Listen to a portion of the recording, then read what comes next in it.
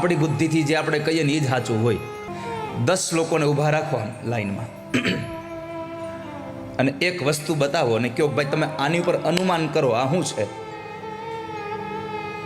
દૂરથી 10 લોકો અનુમાન કરે, પોતાની બુદ્ધિ લડાવે કે આમાં આ શું છે, અનુમાન કરે. પણ તમે જોજો એ 10ના અનુમાન અલગ અલગ હોય, પણ પોતાનું જ અનુમાન સાચું છે આવી બધાની વૃત્તિ હોય.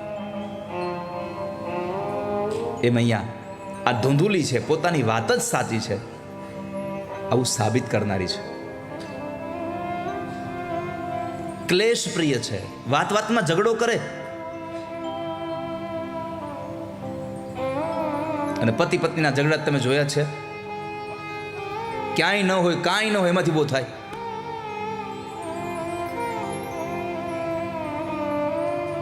કલહ પ્રિય,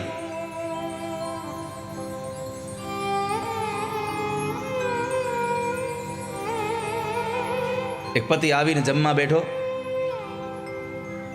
અને 2-3 કોળિયા ખાધા ને એમાં બરાબર ત્રીજા કોળીએ કાકરો આવ્યો ખીચડીમાં. એક તો સવારનો કામે ગયો તો ભૂખ્યો હતો,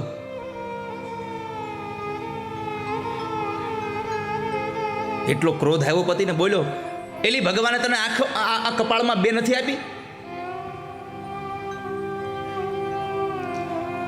એક તો હવારના કામે ગયા હોય, સાંજે આવીને જમવા બે ત્યાં આ ખીચડીમાં કાકરા આવે. આંધળી છો તને કાકરા ન દેખાતા? આ સમય પત્ની શું કહેવું જોઈએ કે હવે જોઈને કરીશું, આગળ કોઈ ધ્યાન રાખીશું. પણ કલહ પ્રિય હોય ને શું કે અમને ભગવાને આંખું નથી આપી તો હું તમને 32 દાંત નથી આપ્યા, ચાવી જાવ નહીં? અહીંથી ઊભું કરે. કૃપણા કલહ પ્રિય, કૃપણા કલહ પ્રિય. જે જગ્યાએ નમતું લેવાનું હતું ત્યાં એણે ઉગ્ર બની ગયા. આવી જેની બુદ્ધિ છે એ ધૂંધુલી છે.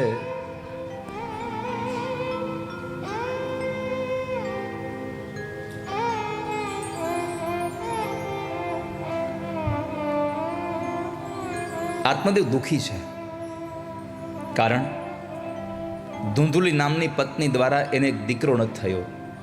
અને વાલા વૈષ્ણવો, જ્યાં સુધી આ આત્મારૂપી પુરુષને આ બુદ્ધિરૂપી સ્ત્રી દ્વારા વિવેક નામના દીકરાનો જન્મ નહીં થાય ત્યાં સુધી આ આત્મદેવ કોઈ દી સુખી નહીં થાય. પૈસો તમે ગમે તેટલો કમાઈ આવશો, યાદ રાખજો, પૈસો ગમે તેટલો તમે કમાઈ આવશો, પણ જ્યાં સુધી તમારા જીવનમાં વિવેકનો પ્રાદુર્ભાવ નહીં થાય ત્યાં સુધી તમને પૈસો સુખ આપશે નહીં. અને આ બુદ્ધિને જો એક વિવેક નામના દીકરાનો પ્રસવ કરવો હોય તો એણે સદાયના માટે સત્સંગમાં જવું પડે, કેમ કે બીનું સત્સંગ વિવેક ન હોય. સત્સંગ વગર તમને વિવેક ન મળે.